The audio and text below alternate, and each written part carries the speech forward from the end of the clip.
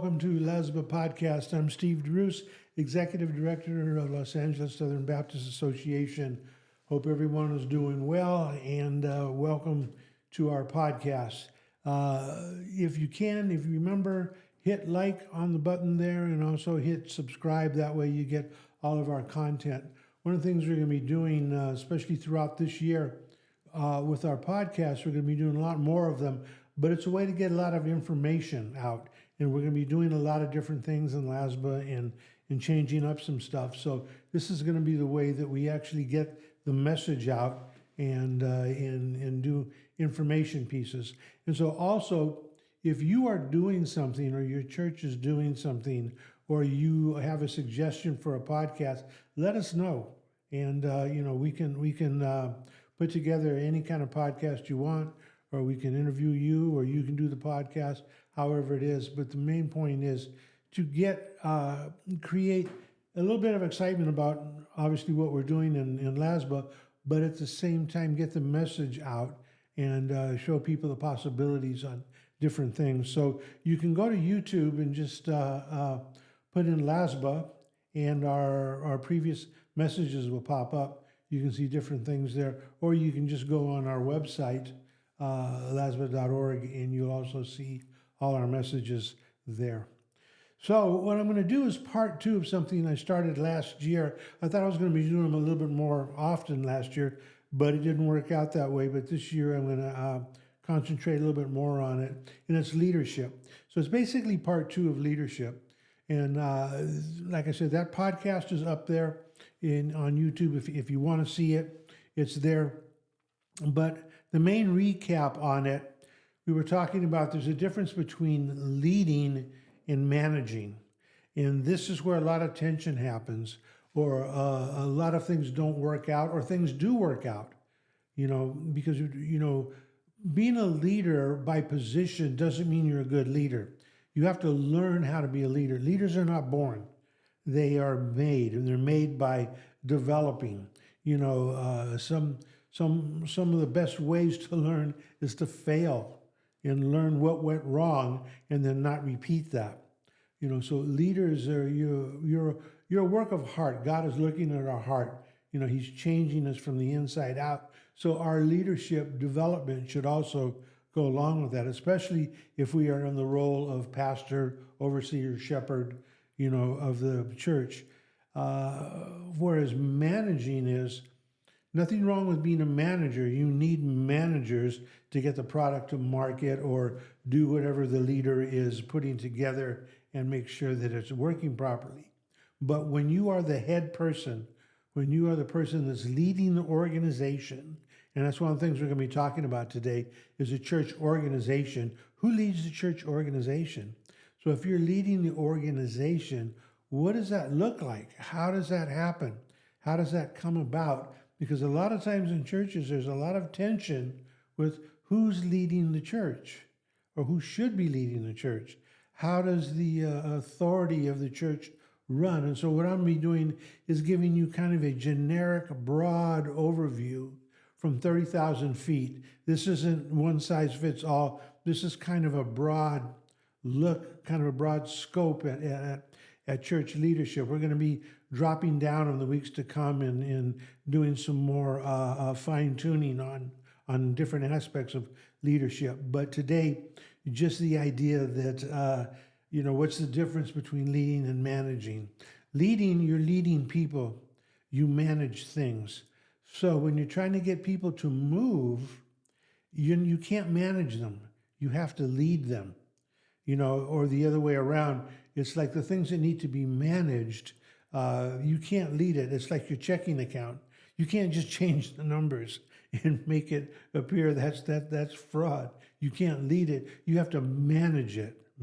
Those kind of things you manage. But when it comes to people, we lead them. And it should be very obvious to all of us, because the thing that we're called to do is to what? Lead people to the Lord, not manage them to the Lord. See, so when we try and manage them to the Lord, it becomes that, I don't want to offend anybody. I don't want to hurt anybody's feelings. I don't want to say this. I don't want to that. Those are just excuses. We can find ways without offending and tearing somebody apart to lead them to the Lord. If you just look at how Jesus did ministry, he said some very strong things to people, but he was able to get them to hear what he was saying and then move forward with what he was saying, not just push them away. So again, you lead people, you manage things. Now, keep that in your back pocket and remember that, because when we're looking at the organization of the church, there's going to be some things in the church that need to be managed. There's other things that need to be led. And so how do you balance that? How do you know how to do that? And just another little note on leaders so that you understand leaders. Because unfortunately, we don't have good leadership models. There's a lot of people out there in leadership positions and they're doing horrible jobs. They're not doing very good jobs being a leader, but yet they have the title, they have the position, and they make you want to think they're doing a great job. But the actuality is they're just trying to make people happy and keep their job or whatever it is. They're not leading, they're not going anywhere. So remember this about leaders. Leaders are visionary. You have a vision of God gives you a vision of what you should be doing, where you should be going. You know, leaders move the needle in a sense. You know, it doesn't stay the same. You know, it moves. You just look at your organization. If things haven't changed for a while, maybe we need to look at the leadership structure and how that leadership structure is handling the church and the change in life. Life is always changing, so we have to change with it. It's just like COVID hit, churches shut down. We're still in the process of trying to recover from all of that. I talk to people all over the United States at different conferences I go to, and they're all saying the same thing. COVID put a number on us, and we don't know how to recover from all of this, or we're struggling to recover. But yet, there are some churches that have recovered, and they're strong, and they're moving forward. So we need to become students of that. What's going on there? How does that come about? Leaders have a plan. They set goals. You know, if a leader is not allowed to set goals and have a plan, they're going to go into burnout real quick. In any organization, not just a pastor or whatever you're the leader of. You know, you're visionary, you want to do things, you want to set goals, you want to get going. But if somebody is always holding, or something is always holding you back, you get frustrated. And when you get frustrated long enough, then it turns to burnout. And then in burnout long enough, then you just want to leave. You just want to go, I can't do anything here. I can't get anything done, you know. And so you have to understand that with inside yourself, if you're feeling frustration, that doesn't mean cut and run. It means find a way to change the narrative through your leadership style and application. And we'll be talking about that in the coming weeks. Not only do leaders set goals, but they reach the goal. See, it's not enough to have a goal. It's not completed until you reach that goal, and then you set another goal. And one of the things that you don't necessarily do, you don't say, well, I'm here at A, and then now the goal is Z. No, the next goal should be B. Easier to obtain. You get a victory at B, and then let's go to C, then D, E, and then the next thing you know, you're at Z. But if you try and say the goal is Z, but if you don't have those steps in between, you're not going to get there, because that's part of the steps. That's part of the ladder that gets you to the initial goal that has to be set. Once you reach it, then there's a new goal. And then remember, leaders are made. So that means you got to roll up your sleeves, you got to get in there, and you have to be like Thomas Edison. He found out 999 ways how to not make a light bulb. But you see, when he failed, he didn't stop trying to make the light bulb. He used all those and said, I'm not going to do that again. I'm going to do something different. And eventually he figured out how to do the light bulb. And that's kind of, you know, in a sense, you know, how leadership works. You know, sometimes it's trial and error, because again, we're not born to this. It doesn't come to us naturally. We have to learn how to do it. God calls us, gives us a vision, and then we have to learn how to do that. So, And just a little thing on managers, they carry out the plans. Managers are directed. Managers don't tell themselves what to do.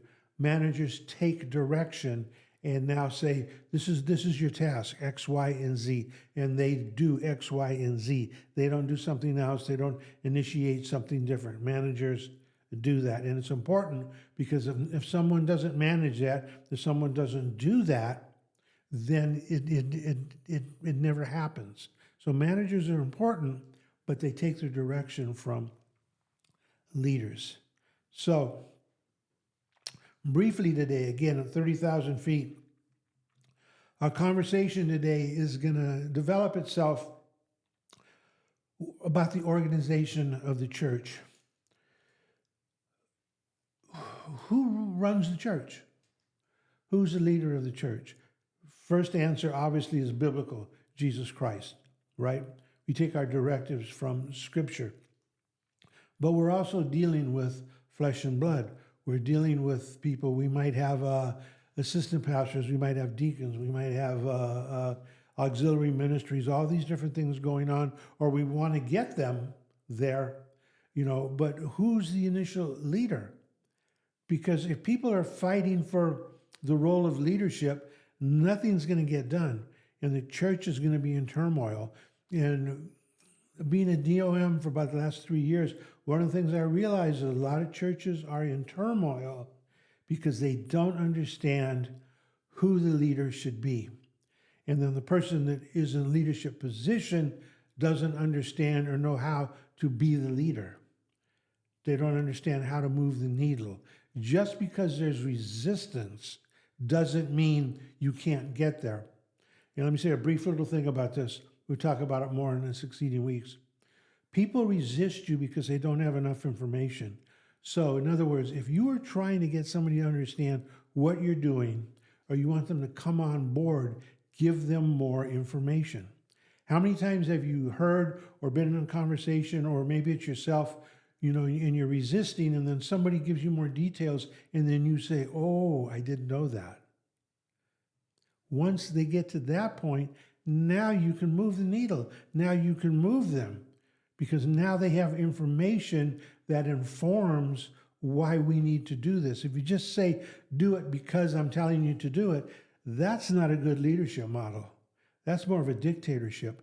And unfortunately, sometimes in our churches, that's what our pastors want to be. They want to be dictators. They just want to tell people what to do and don't want anybody to question their motives or why they're doing it. And then it causes tension, it causes problems. And then you get the parking lot ministry, where people are talking about you in the parking lot, and it's turmoil. Good leadership puts all that to sleep and gets it out, doesn't let it fester. You have to realize that by nature, we resist because we don't know or why, or we don't understand. You see, as a leader, I say this all the time when I teach a leadership class, is that leadership is a lonely place. It's you and God. Not everybody's going to hear what you hear, see what you see, know what you know, want to do what God has put in your heart to do. It's a lonely place. And so that's where the difficulty is. Because you number one, you have to develop a strong prayer life, strong connection with the Holy Spirit. But then you now have to find ways to move people according to the vision God has given, or the directive, or whatever is going on. But we're going back to the organization of the church. So who leads the local church? Some people will tell you, well, it's the board of directors that lead the church. And they say, well, we hire the pastor, and we tell the pastor he's going to preach on Sunday, he's going to do a Bible study on Wednesday, we want him to do visitations, we want him to do this and that, and we'll handle everything else out. Okay? Is that a good model? Are the people that are doing that, have they been called by God to the church to be the leaders of the church? Or have they been called by God for a task to be members of a church? Now see, this is what happens. You have members of the church, and then you form your committees, you form your tasks, your assignments.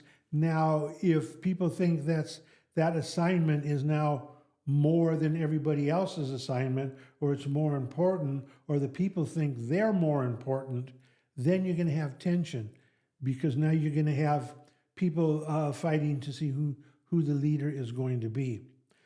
Leader is not something that you want to be. You have to be called to it, because God's going to have to be with you in this way. You just can't walk in and say, I'm the leader and this is what we're going to do, and X, Y, and Z. It's just not going to happen. People will resist you all the way down the line, and this is what happens in churches. There's some churches out there, I call them pastor killers. And they're pastor killers because they don't let the pastor pastor. You see, when you bring in a pastor, you form a committee. Now, that committee should know, again, this is another teaching I want to do, but just think about it. When you put together, when you're calling a pastor, do you really know what a pastor is, what a pastor should be doing? Do you know what to look for in a pastor?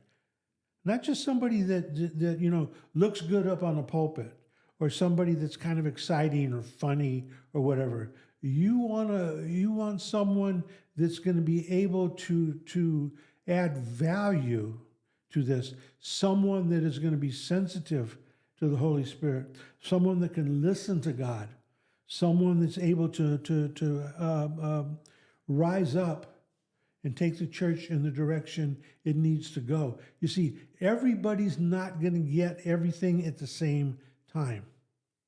It just doesn't happen that way, because we like it the way it is.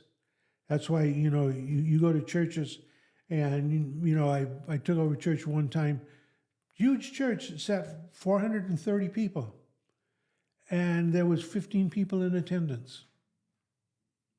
At one time, there were 600 people in that church. What happened? Something went wrong. And when you look back in the history of that church, there was a leadership breakdown.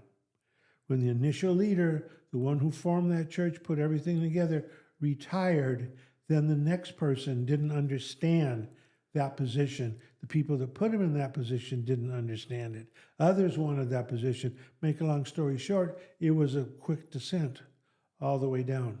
And that's what happens to our churches, that we say, well, this is the way we've always done it. Okay, that might have worked once upon a time, but it doesn't necessarily mean it's going to work now. Some things will always work.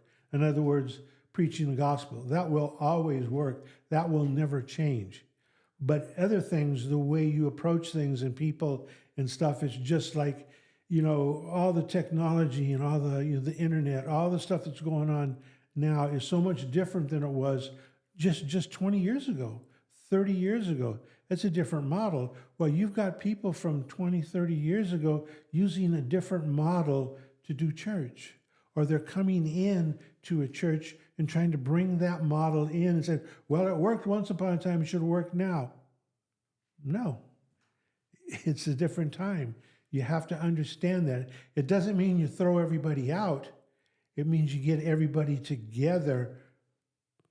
The ones that have been there, the newer ones, you find ways to mesh them together and get that vision together, get that mission together, that direction of who we are as a church. You see, if no one is defining who we are as a church, then you will not be a church. You'll just be a gathering of people. There has to be someone that applies that direction. And again, it doesn't mean you're a dictator, but it means that you now are able to take the church in a direction it might need to go. But going back to my question, who leads the church?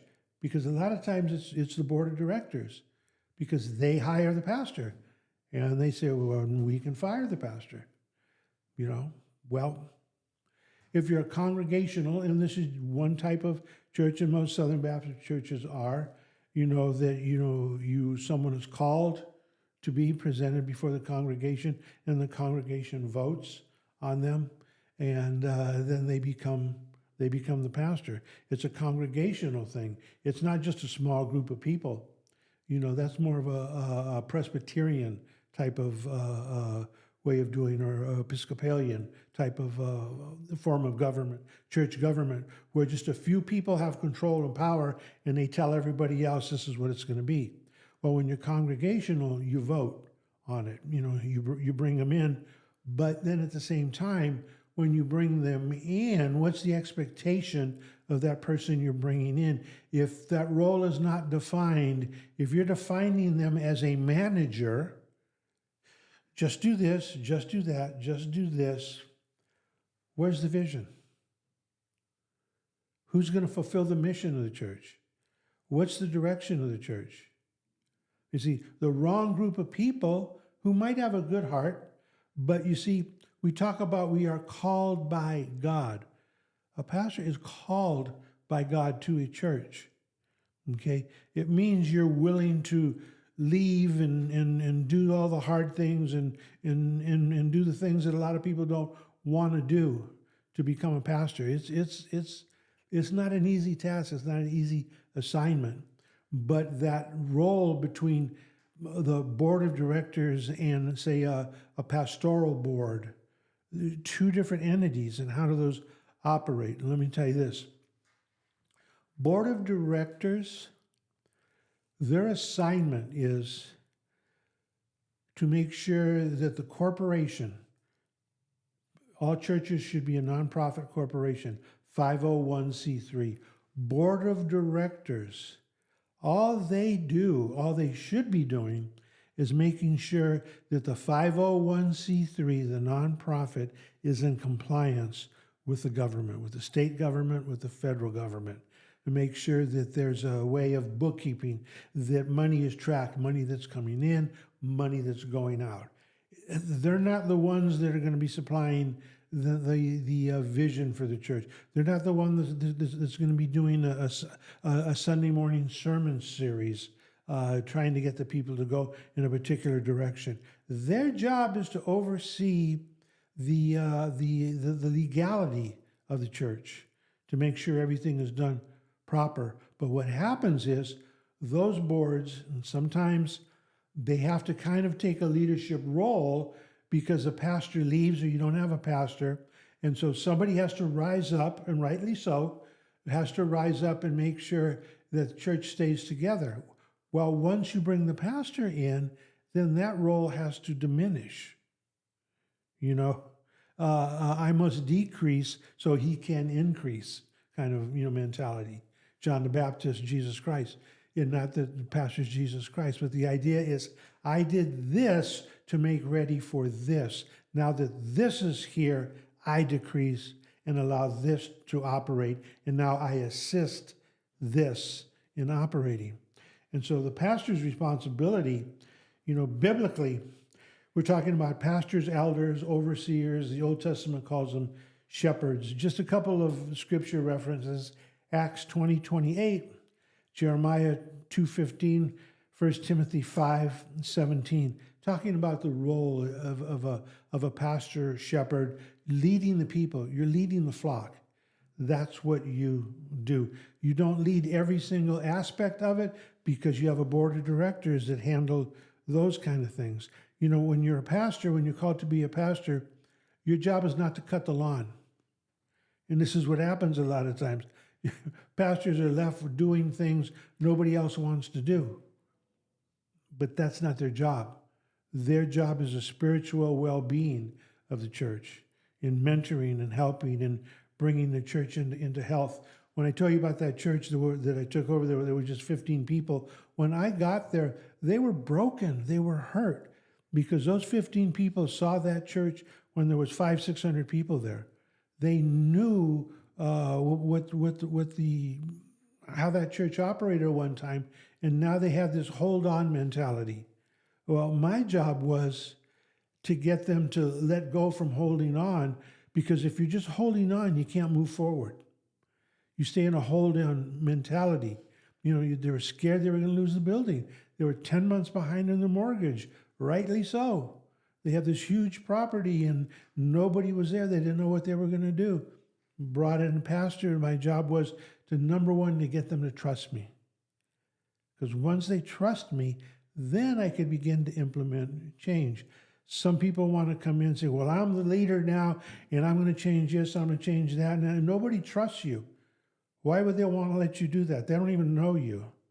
So you have to understand, as a leader, you have to build trust. That's part of your job. Leader doesn't mean you're the big kahuna. Leader doesn't mean you're the dictator that tells everybody what to do. Leader means you understand what's going on. And now you're trying to get them a particular place.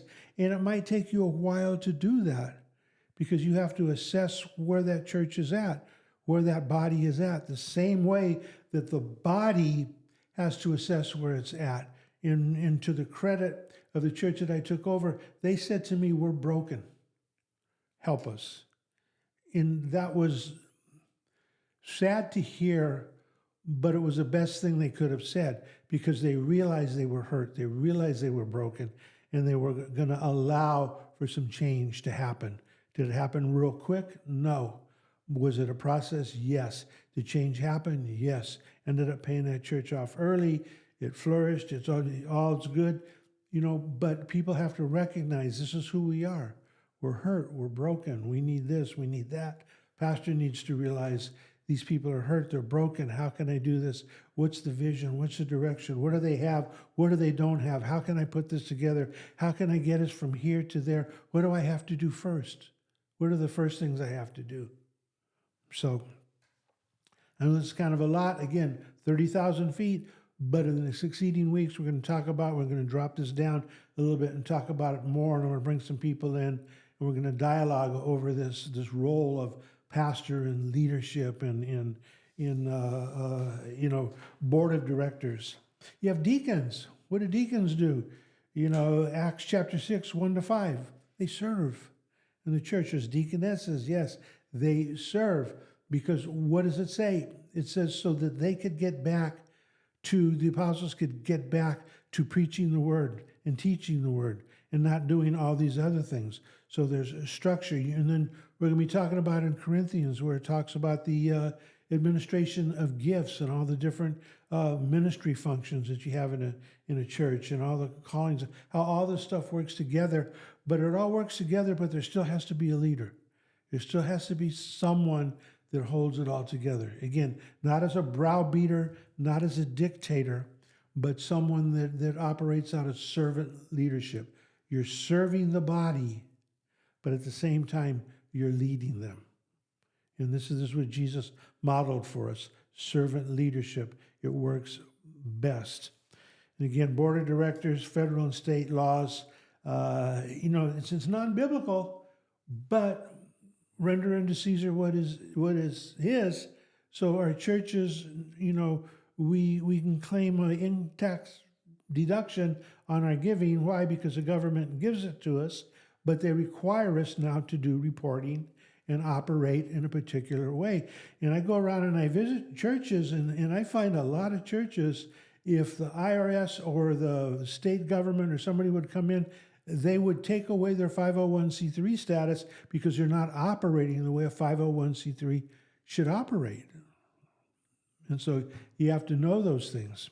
You have to know how to put those things together. So if you need any help with that, or if you want any more direction or thought or clarification, just call the office, get a hold of me. We can sit down, we can talk about this. I go to church, we can work things out, whatever it needs. But a pastor basically oversees the ministries of the church. Everything that's going on doesn't mean he's telling everybody what to do, but he kind of oversees what's going on. So when that's out of alignment, that's when problems happen. Because you get people on the board of directors, they want to tell the pastor what to do, or they want to lead, or they say, well, we used to do it this way, we used to do it that way. Then there's this clashing. You have to realize, pastor, if you are accepting a call to a church, you better make sure you understand what you're accepting. Because a lot of times pastors will accept a call to a church because they want to pastor, but they don't realize that church is not going to let them pastor. And so then what happens in the long run is dysfunction, and then the pastor ends up leaving, people get hurt, people leave the church, a lot of dysfunction going on. Why? Because leadership has not been formed properly around that church. So the result of when you have tension between a pastor and a board of directors, there's ministry tension, there's a lack of growth, and then eventually there becomes, like I said earlier, pastoral burnout. Pastor just gets, I can't get these people to do anything. Well, it might not necessarily be their fault. The fault might be you've never learned the leadership skills of how to move the needle, how to get them to understand what it is you're trying to do. And so it's a two-way street. One isn't, I'm not trying to say the pastor's all right, the congregation's all wrong. I'm not trying to say the pastor's, wrong and the board of directors are right. I'm saying we are all supposed to work together, but at some point in time, there has to be that leader who assumes that role of this is kind of who we are. This is what we make up. And that's what a shepherd does. It watches over the flock, right? Doesn't necessarily meddle in every single ministry, but he knows what every single ministry is doing and make sure everybody's on the kind of the same page and we're all going the same direction. That servant leadership thing. Last two things I want to say here real quick. Something your church should have and something that you should really look at, because most of you don't have a constitution or bylaws that are up to date. And you really need to look at your constitution and your bylaws. When I went to that church I was talking about, where there was just 15 members, the first thing I did was I read their bylaws and their constitution. And what I read in there was their bylaws and constitution was around the Baptist faith and message. The problem was the date of the Baptist faith and message was 1929, not 2000. 1929. And if you want a good read, go look up Baptist Faith and Message from 1929. And you'll find out stuff like, if you work in a store that sells liquor, you cannot be a member of a church. So think about that today. You work for Albertsons or you work for Costco and they sell liquor. According to 1929, you couldn't be a member of a church. Yeah, I know. So what we have to do is we have to update those things according to what is going on now and what is right now. And so, your Constitution is basically says who you are. It's like the Constitution of the United States says, we the people, in order to form a more perfect union. Right there it says who they are. We the people, in order to form a more perfect union, in other words, nation. This is who we are. The Constitution lays it out. It says, this is who we aspire to be. That's what a Constitution is. And it's a short little thing. And again, if you need help with that, I can direct you to help. We can get you copies of constitutions, different things. You can read it. But then you have bylaws. And your bylaws are probably the most important thing that you have, because once you have a constitution in place, your bylaws now give you the directives so that you can carry out what the Constitution says you are. Your bylaws tell you how you operate. Your bylaws would tell you that your board of trustees oversees the 501c3. It will tell you the deacons do X, Y, and Z. It will tell you there's a pastoral ministry. It does this. It will tell you the role of the pastor is this. It will tell you if there is a problem, this is how you handle it. So for example, if there was a problem and you had a pastor and you wanted to relieve the pastor of duties, you have to do it according to the bylaws. Whatever the bylaws say, how you hire, how you fire, how you dismiss, that's the way you do it. So if that language isn't in your bylaws, at some point it's gonna be problematic, because you're gonna need it to say how you handle things. And so that's what your bylaws do. So your bylaws need to be updated so that it says this is who we are, this is how we are going to do things. We're going to have these ministries. That the pastor is a ex de facto member of all ministries. Doesn't mean he participates in every ministry, but kind of oversees that. But then you have a finance committee that is under the board of directors, and they now look at the finances. The pastor doesn't do that. The finance committee does that. You don't let the pastor in the money. You keep that separate. Because why? That's part of the 501c3. You have a board of directors that handle that. They put together a finance committee. And the pastor says, would like to buy this, would like to buy that. They go to the finance committee. The finance committee now looks and says, we have X amount of money. Can we do this? Can we not do it? Or your bylaws will say, if it's over a certain amount of money, it has to come to the congregation for a vote. So in other words, people aren't just going to go around spending money just because they want new drapes or new carpet. It's got to go through. It's got to go through some people. It's got to go through a finance committee. Do we have the money to do it? Are we ready to do this, or should we do this before we do that? And so you have to put those things in there. Or like you give the office a spending amount and say up to say $1,000 or $750, whatever your number is. You say you're able to spend this money without approval. Just let us know what's going on and justify why you're buying a new copier or a computer, whatever it might be. Let the finance committee know. Say yay or nay, and then you do it. But if it's something really big, then you might have to go to a vote. But the point is that has to be in your bylaws. So again, your Constitution says this is who we are as a church. Your bylaws say this is how we now govern ourselves. So anything that pertains to bringing in new members, how do you bring in new members? You put it in your bylaws. What's the steps to becoming a member? Put it in your bylaws. There's things like baptism. There's talking about discipleship. How does that work in conjunction with being a member?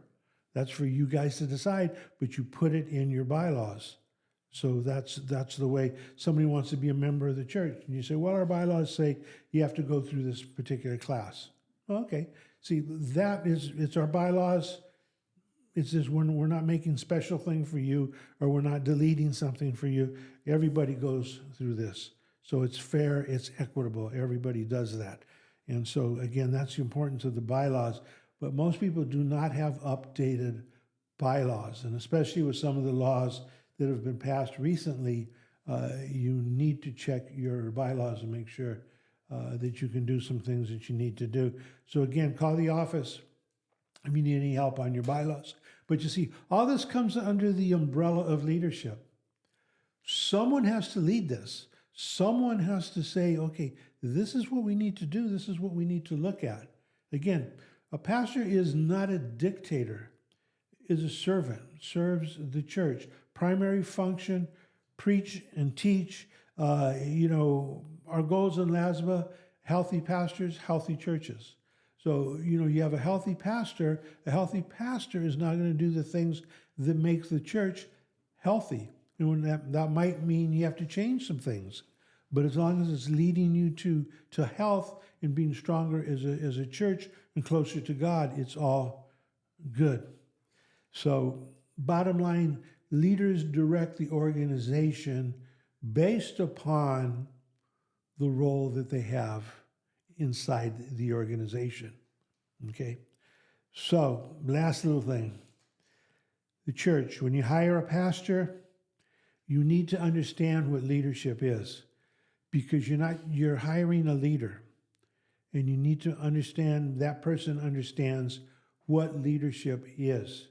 Because if they come in with this idea, well, I'm going to this and I'm going to that, they might have given a jolly good sermon, but if they come with this idea, well, I'm going to change this and I'm going to do that, and I'm going to do it all myself, you might want to think twice about hiring that person, because there's going to be a problem down the road. That's not servant leadership.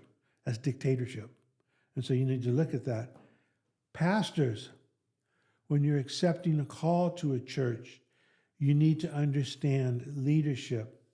In other words, what am I going to have to do to help this congregation be healthy? How do I change the culture of the church? Like I said, when I got to that church that was holding on, I had to change the culture. The culture was holding on. We're scared. We're afraid we're going to lose the building. They weren't thinking about ministry. They weren't thinking about sharing the gospel. They weren't thinking about community ministry or any of those things.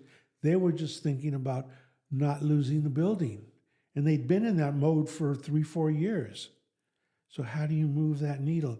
How do you change that culture? How do you bring in a new vision that still ratifies what the church has been, but continues to take it in the direction that the Holy Spirit wants the church to go?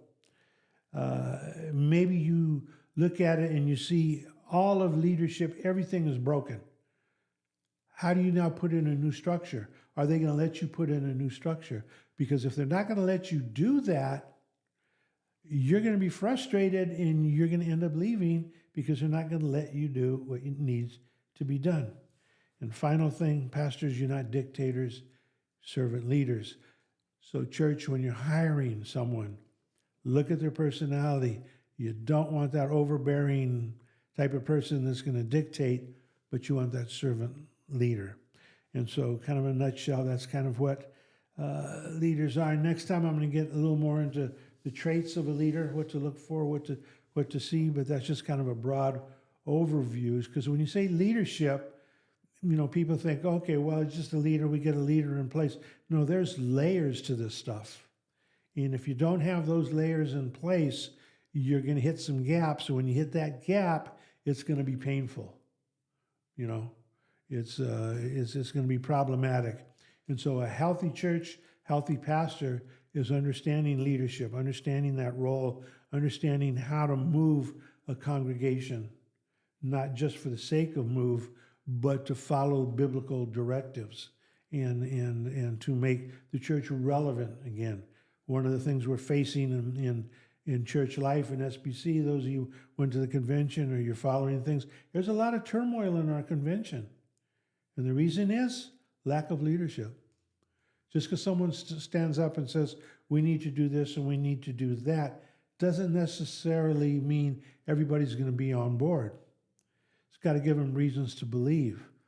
And if you just close with this thing, if you look at the law amendment, that Mueller brought in, everybody said, yeah, great, passed by 75%. I look at it and say, a quarter voted against it. That to me is a quarter of our association said no. And for that to be ratified, you need 2/3, 66%. They're just 9% away from it not passing. That's not an overwhelming mandate. The work still needs to be done there because people still don't understand. And you hear the comments. And so, again, it's going to take strong leadership to make the church strong. And if strong leadership isn't there, then things start to fall apart. And that's why I'm laboring this and I'm going to be hammering this because it's centered around leadership. We're in the position we're in because of lack of strong leadership, lack of strong servant leadership. Biblical mandates, follows Christ, loves the people, but is willing to do those things to get us to the next step so that the church becomes relevant again. So thank you for listening. Again, if you have any questions, just call the office. If you need any more clarification on stuff, I can give that to you. But please like and subscribe and send it to some other people. Send it to your friends in ministry or your church leaders or whatever, because they need to hear this. A lot of times, I'm talking to pastors, but lay leaders need to hear these things because they need to understand their role. If they understand their role, then it's going to be easier for the pastor to do his role. So we're all trying to come on board so that we do things that are pleasing to God. So again, Steve Ruse, LASBA, Executive Director, thank you for listening. God bless. See you next time.